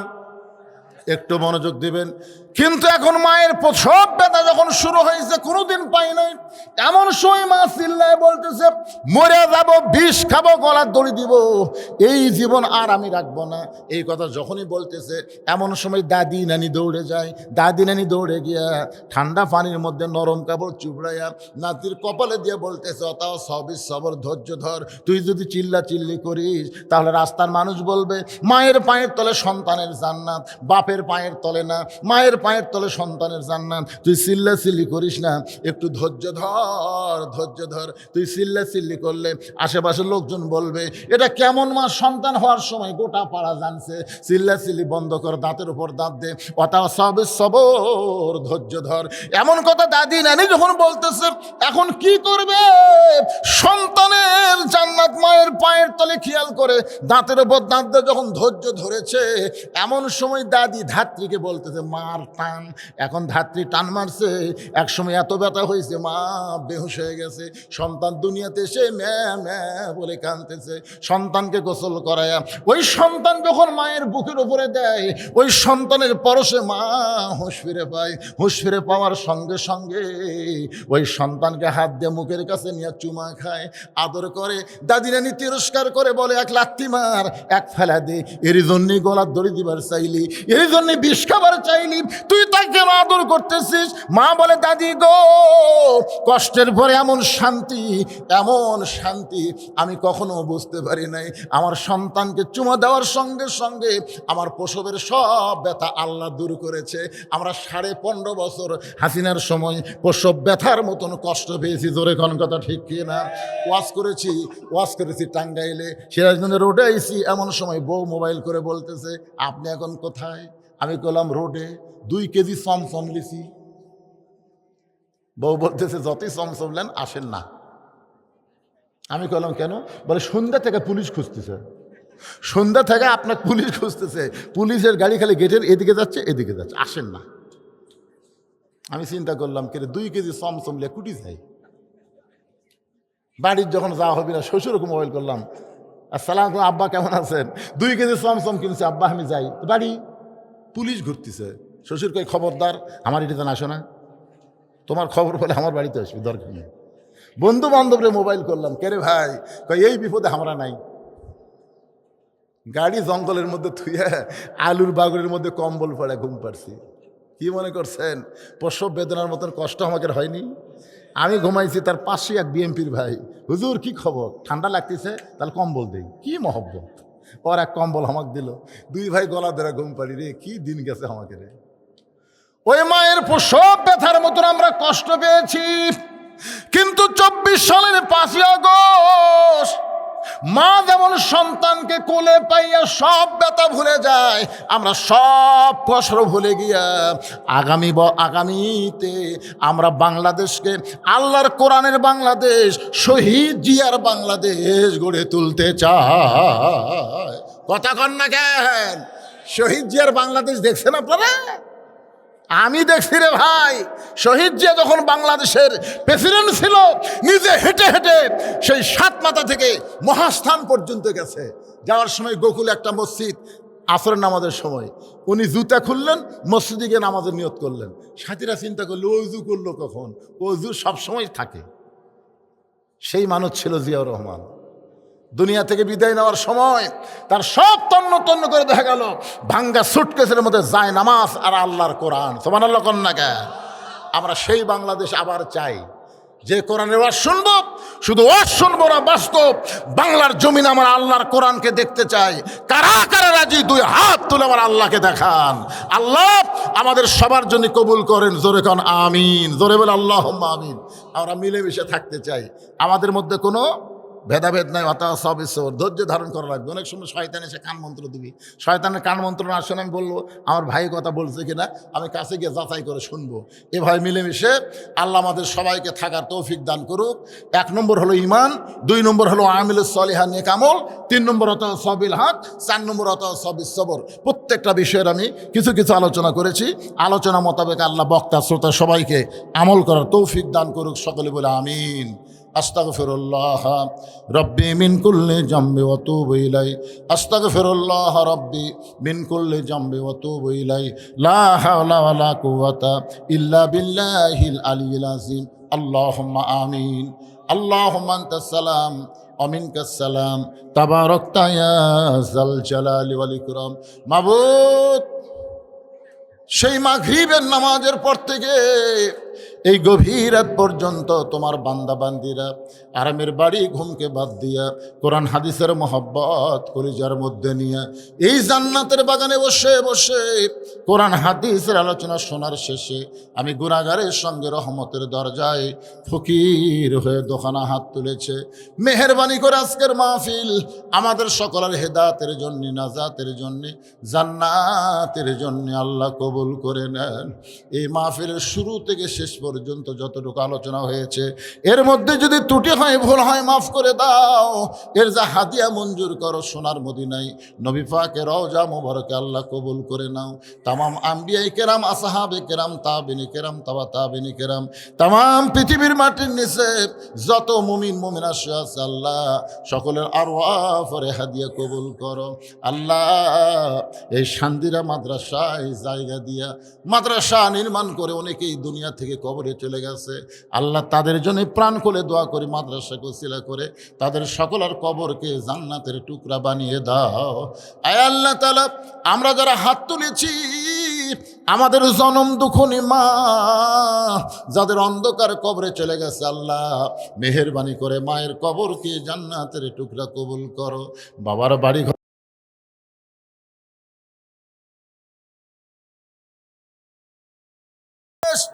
এক গাড়ি বালু, মোট 2 গাড়ি বালু পাওয়া গেল। আল্লাহ যারা বালু দিল, বালুর যত দানা হবে দানা মোতাবেক সব দিয়া দিবেন। জোরে কোন আমিন।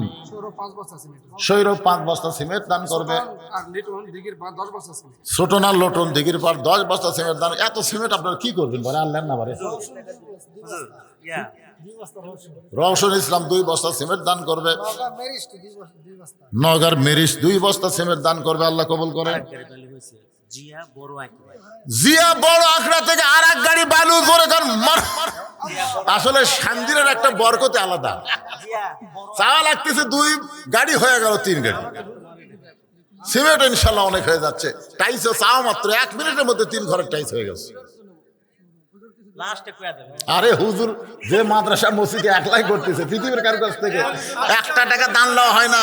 আমার ওখানে আর আপনাকে বেশি বেশি দেওয়া লাগবে, কিন্তু আমি চাই না। 10 মিলে মাদ্রাসা চালাচ্ছেন, আর আমার এই মাদ্রাসায় যারা দাওয়াত দিবার গেছেন তারা দেখাইছেন একা একা যে ওয়াজ করে টাকা পাই সেই টাকা দিয়ে মসজিদ মাদ্রাসা এতিমখানা চালাই। বর্তমানে মাদ্রাসার এরিয়া হয়ে গেছে 235 শতক, প্রথম ছিল 6 শতক। এই কিনতে কিনতে এখন 235 শতক। আল্লাহ রাসূলের নামে ওয়াকফ করা। জোরে কোন সুবহানাল্লাহ। তো মা বোনেরা দিবার পর আপনারা জান না কেন? আমি তো বলছি তো। আচ্ছা, লোক আছে মা বোনেরা দিয়ে দিবেন আল্লাহর রাস্তায়। এবার চলে আসেন 3 নম্বর বিষয় হলো ওয়াতাওয়াসাউ বিল হক। হক কথা বলতে হবে, হক পথে চলতে হবে। প্রয়োজন হলে হকের পক্ষে জীবন দেওয়া লাগবে। হাসিনার গ্রুপ যখন ঘোষণা করলো হামাগর নামাইকে, এমন সময় সর্বপ্রথম একজন যুবক রংপুরের তরুণ ছাত্র আবু সাইদ বাতিলের বিরুদ্ধে হকের পক্ষে জীবন দিয়েছে। কথা কন না গা? আবু সাইদের জীবন দেওয়ার পর থেকে কিন্তু জীবন দেওয়া শুরু হয়েছে। আমার কথা কি বুঝলেন? আপনারা বলেন তো, হকের পক্ষে যারা জীবন দেয় তারা কি মারা যায়? আমার গ্রামে এ পর্যন্ত 3টা আবু সাইদ আছে। আমার গ্রামে ছেলে জন্ম নিলি আবু সাইদ, উত্তর পাড়া আবু সাইদ, দক্ষিণ পাড়া আবু সাইদ, মধ্য পাড়া আবু সাইদ। আমি বললাম কে রে, এই বছর ছেলেরা জন্ম নিলে। তারপর আমার পাশের গ্রামের এক ছেলের নাম রাখছি ইয়ামিন, আর এক ছেলের নাম রাখছে মুগ্ধ। এরকম করে বোঝা যাচ্ছে এরা কিন্তু মরেনি, আবার নতুন করে জন্ম নিচ্ছে। জোরে কোন কথা ঠিক কি না? আমার এক খালাতো বোন, আমার সম্পর্কে খালা হয়, আর খালাতো বোনে একটা মেয়ে আছে, বহু বছর তদবির করে মেয়ে আছে, খুব খুশি খালা। আমাকে বলতেছে বাবা আলেম মানুষ একটা ভালো নাম রাখো। তাই বললাম খালা আপনার নাতনির নাম রাখেন হাসিনা। সেই কষি হাসিনা, খালা তো সেই গরম, খালি গদ গদ করতেছে। আমি বললাম খালা রাগ করে, "এই, এই, তুই আলেম না জালেম রে, তোর কাছে একটা ভালো নাম শুনবার ছিলাম আর তুই খুনি হাসিনার নাম কর।" তার মানে বোঝা গেল আবু সাইদ মুগ্ধ ইয়ামিন মরে নাই, হাসিনা বেঁচে থাকতে পৌঁছে গেছে। তোর এখন কথা ঠিক কিনা ভাই? হাই রে, তাই আমি বলবো জামাত বিএনপি আমরা যারা করি, আমরা আর মতভেদ করব না, আমরা মিলেমিশে মহব্বতে পুনরায় হাসিনা যেন বাংলার জমিন আর ফিরে আসতে না পারে, এই জন্য আমাদের চেষ্টা করা লাগবে। জোরে কোন কথা ঠিক? এখন আমরা তো দুই দল দুই রকম হয়ে গেছি, হাসিনা খালি খুশি হচ্ছে, যাক তোরা ভিন্ন ভিন্ন হয়ে যাও, ওই ফাঁক দেয় আমি ঢোক, মানে দুইজন ফাঁক হয়ে গেলে কি হয়? হাসিনা যখন ক্ষমতাতে ছিল জামাত বিএনপি একই জায়গায় ঘুম পাচ্ছে।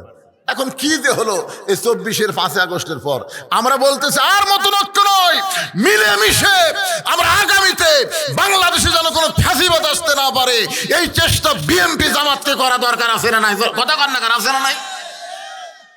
আমরা মিলেমিশে থাকতে চাই ভাই। আমার বাড়িতে আমরা 4 ভাই, আমরাই 4 ভাই। আমার ছোট 2 ভাই 2 কলেজের প্রফেসর, এর একটা টাটকা বিএনপি। আমার বড় ভাই প্রাইমারি হেডমাস্টার ছিল, এখন এই গত বছর রিটায়ার করছে। ওই আবার একেবারে খাঁটি আওয়ামী লীগ। 5 আগস্টের পরে হাসিনা তখন গোষ্ঠী শুদ্ধ পড়ে গেল, আমার বড় ভাই তৌবা করে আর আওয়ামী লীগে নাই, এখন হামাকের দলত ফেরত আসলো, অসুবিধা নেই। মিলেমিশে আমরা আসি না নাই? যখন আসি না নাই, একই মায়ের পেটের 4 জন যদি 4 দল করে পারেন তাহলে আপনারা করেন, অসুবিধা নাই। কিন্তু জাগা মতো আমরা কয় দল? জোরে বলেন কয় দল? জাগা মতো একদল একটু খেয়াল করবেন। হকের কথা বলতে হবে, হকের পক্ষে থাকতে হবে, হকের জন্য যদি প্রয়োজনে জীবন দেওয়া লাগে আমরা জীবন দিতেও রাজি থাকবো। কারণ হকের পক্ষে যারা জীবন দিবে, আল্লাহ কোরআনে বলেছেন ওয়ালা তাকুলু লিমান ইউকতালু ফি সাবিলিল্লাহি আমওয়াতুন বাল আহইয়াউ ওয়ালাকিন লা তাশউরুন। সূরা আসরের 4 নম্বর বিষয় হলো ওয়াতাওয়াসাউ বিস-সবর, ধৈর্য ধারণ করা লাগবে। জোরে কোন কি করা লাগবে? মিলেমিশে থাকবার গেলে হট্টগোল করা যাবে না, আমাদের ধৈর্য ধারণ করার উপদেশ দেওয়ার কথা বলা হয়েছে।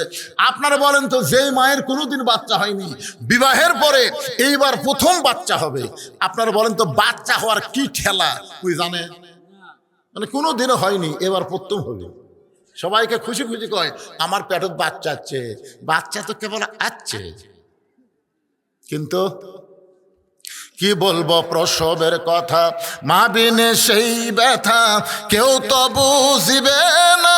মাজন ঠেকিয়া সন্তানের দায়, অকালে মা মারা যায়, কেন সে মায়ের ভক্তি করো না? এমন দরদি ভাবে কেউ হবে না আমার মা গো। আপনার বলেন তো প্রসবের ব্যথা আছে না নাই? এখনকার মায়েরা খুব একটা বুঝতে পারে না, সিজার করে, সিজার। আপনার বলেন তো সিজার করলে কার ক্ষতি? মায়েরও ক্ষতি, বাচ্চারও ক্ষতি। কারণ বাচ্চা যখন জন্ম নিবি তার 2 দিন আগেই যে নর্মালে 2 দিন পরে জন্ম নিত, কিন্তু মা অধৈর্য হওয়ার কারণে পেট কাটে দেখে বাচ্চা ঘুমের মধ্যে আছে। ডাক্তাররা চিন্তা করে এর ঘুম ভাঙেনি, কি করা যায়? তখন এক বড় ডাক্তার বলে আস্তে করে পেটের মধ্যে বের করে মাথার উপর একটা ঘোরণ দাও, চেতন করা লাগবে। যে মাথার উপর ঘোরণ দিছে, একসময় ঘোরণ মাথা ঝাঁকি খেয়ে কান্দে উঠছে। ওই যে ঝাঁকি খেলো, এই ঝাঁকি খাওয়ার জন্য মোবাইল ছাড়া ভাত খায় না, মোবাইল ছাড়া আর কান্না থামে না। জোরে কোন কথা ঠিক কিনা? এই সিজার করা। আপনারা হিসাব করে দেখবেন, হিসাবের কথা 3টা হিসাবের কথা বলি। 1 নম্বর হিসাব হলো বড় ডাক্তারের বইয়ের সিজার লাগে না। 2 নম্বর হিসাব হলো মৌলবীর বাড়িতে কোনোদিন মিলাদ হয় না। 3 নম্বর হিসাব হলো পীরের বউ কোনোদিন মুরিদ হয় না। আপনার খেয়াল করে দেখবেন, ডাক্তারের বইয়ের সিজার লাগে না, কারণ ডাক্তার জানে সিজার করলে বাচ্চার ক্ষতি, মায়ের ক্ষতি। এই জন্য বড় বড় যারা ডাক্তার তারা বউয়ের সিজার করায় না। 2 নম্বর হলো বাংলাদেশের যারা মৌলবী, এদের বাড়িতে কোনোদিন মিলাদ হয় না, এরা পরের বাড়িতে পড়ে কিন্তু নিজের বাড়িতে হয় না। 3 নম্বর হলো পীরের বউ কোনোদিন মুরিদ হয় না, কারণ পীরের বউ জানে আমার পীর সাহেব মাঝে মধ্যে মুরিদের বইয়ের দিকে চোখ মারে, লুচ্চার হাতে কে মুরিদ হবে? তাহলে কয়টা করলাম? একটু মনোযোগ দিবেন। কিন্তু এখন মায়ের প্রসব ব্যথা যখন শুরু হয়েছে, কোনোদিন পাই নাই, এমন সময় মা চিল্লায় বলতেছে, মরে যাব, বিষ খাবো, গলার দড়ি দিব, এই জীবন আর আমি রাখবো না। এই কথা যখনই বলতেছে, এমন সময় দাদি নানি দৌড়ে যায়। দাদি নানি দৌড়ে গিয়া ঠান্ডা পানির মধ্যে নরম কাপড় চুবড়াইয়া নাতির কপালে দিয়ে বলতেছে, অতাও সবই সবর, ধৈর্য ধর, তুই যদি চিল্লা চিল্লি করিস তাহলে রাস্তার মানুষ বলবে মায়ের পায়ের তলে সন্তানের জান্নাত, বাপের পায়ের তলে না, মায়ের পায়ের তলে সন্তানের জান্নাত। তুই চিল্লা চিল্লি করিস না, একটু ধৈর্য ধর, ধৈর্য ধর। তুই চিল্লা চিল্লি করলে আশেপাশের লোকজন বলবে এটা কেমন মা, সন্তান হওয়ার সময় গোটা পাড়া জানছে। চিল্লা চিল্লি বন্ধ কর, দাঁতের উপর দাঁত দে, অতাও সবে সবর, ধৈর্য ধর। এমন কথা দাদি নানি যখন বলতেছে, এখন কি করবে?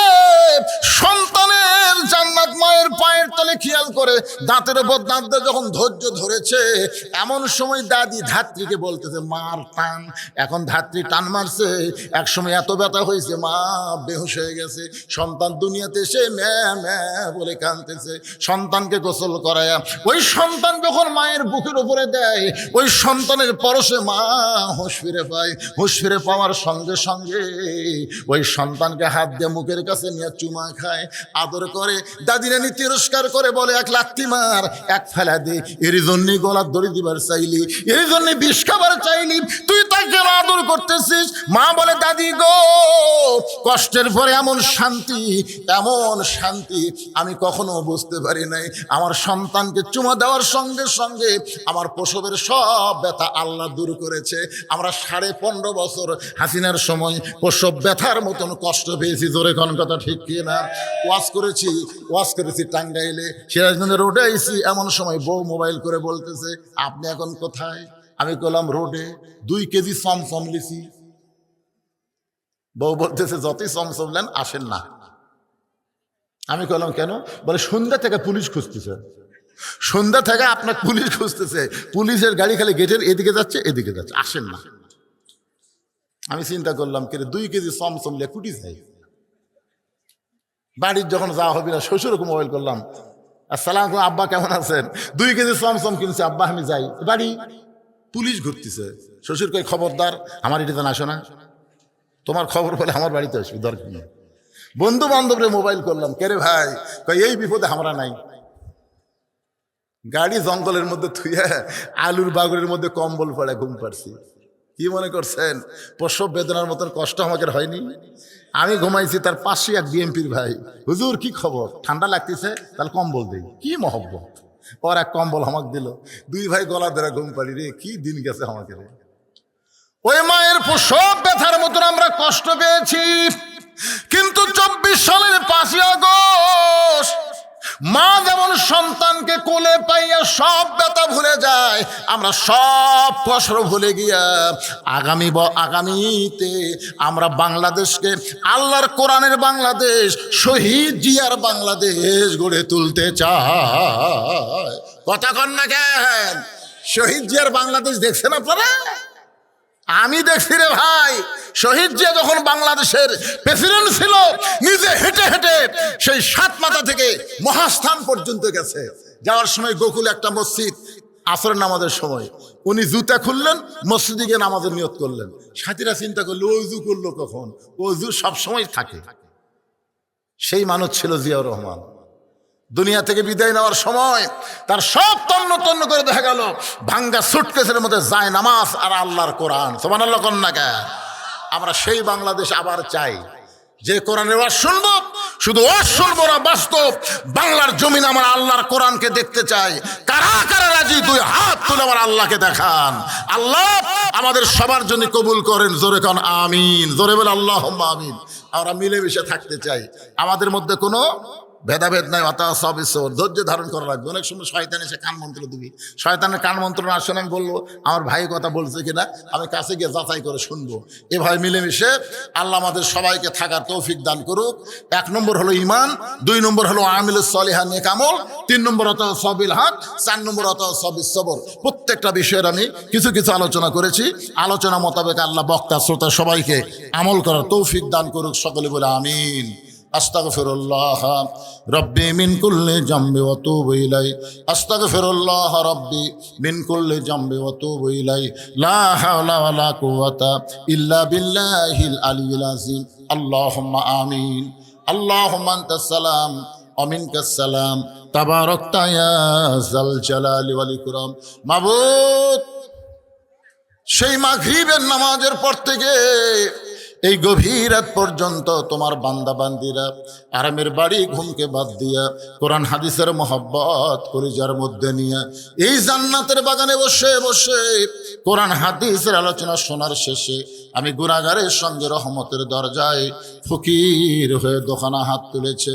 মেহেরবানি করে আজকের মাহফিল আমাদের সকলের হেদায়েতের জন্য, নাজাতের জন্য, জান্নাতের জন্য আল্লাহ কবুল করে নেন।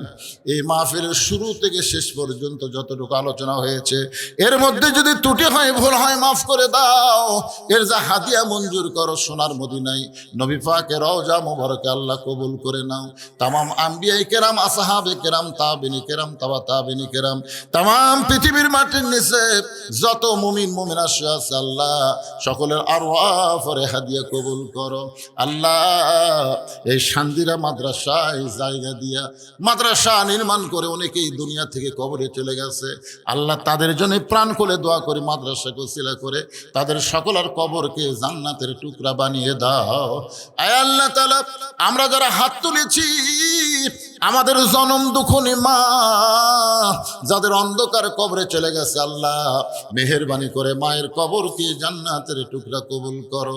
বাবার বাড়ি ঘর সবই আছে, আমার মতো বাবা হারা এতিম সন্তান যারা হয়েছে আল্লাহ মেহেরবানি করে বাবার কবরকে জান্নাতের টুকরা বানিয়ে দাও। আমাদের দাদা দাদি, নানা নানি, আত্মীয় স্বজন, শ্বশুর শাশুড়ি যাদের কবরে গেছে আল্লাহ কবরবাসীদের মাফ করে দাও। আজকের মাহফিলের সম্মানিত সভাপতিকে আল্লাহ তুমি কবুল করো। মাদ্রাসার সভাপতি, মাদ্রাসার সহসভাপতি, মাদ্রাসার সেক্রেটারি, মাদ্রাসার সহ সেক্রেটারি, মাদ্রাসার কেশিয়ার, মাদ্রাসার হিতাকাঙ্ক্ষী যারা আল্লাহ সবাইকে তুমি কবুল করে নাও। আজকের মাহফিলের সম্মানিত প্রধান অতিথি আমার মুহিত ভাইকে আল্লাহ তুমি কবুল করে নাও। আজকের মাহফিলের সম্মানিত বিশেষ অতিথি আল্লাহ ভার্সিটির প্রফেসর ভাইকে আল্লাহ তুমি কবুল করে নাও। মাবুদ, সম্মানিত বিশেষ অতিথি যারা রয়েছে আল্লাহ সকলকে আল্লাহ তুমি কবুল করে নাও। আয় আল্লাহ তাআলা, আলেম ওলামা হাদিস সাহেব যারা হাত তুলে আমিন আমিন করে, মুরব্বী যুবক কচিকাঁচা, পর্দার অন্তরালের মা বোনেরা আল্লাহ সকলকে কবুল করে নাও। আমি অসুস্থ, আমার মতো অসুস্থ অবস্থায় যারা হাত তুলেছে আল্লাহ সবাইকে সুস্থতার নিয়ামত দান করে দাও। মাদ্রাসার মুহতামিম, মাদ্রাসার ওস্তাদ, মাদ্রাসার তালবে ইলম আল্লাহ সকলকেই তুমি কবুল করো। এই মাদ্রাসাকে কিয়ামত পর্যন্ত আল্লাহ তুমি চালু রেখো। মাদ্রাসাকে অত্র এলাকার জন্য নূরের বাতি হিসেবে আল্লাহ তুমি কবুল করে নাও। আল্লাহ, যারা মাদ্রাসার দায়িত্ব নিয়েছে আল্লাহ সবাইকে মিলেমিশে মাদ্রাসার দায়িত্ব পালন করার তৌফিক দিয়ে দাও। আল্লাহ, আমি গুনাহগার বলে দোয়া ফিরাই দিও না আল্লাহ।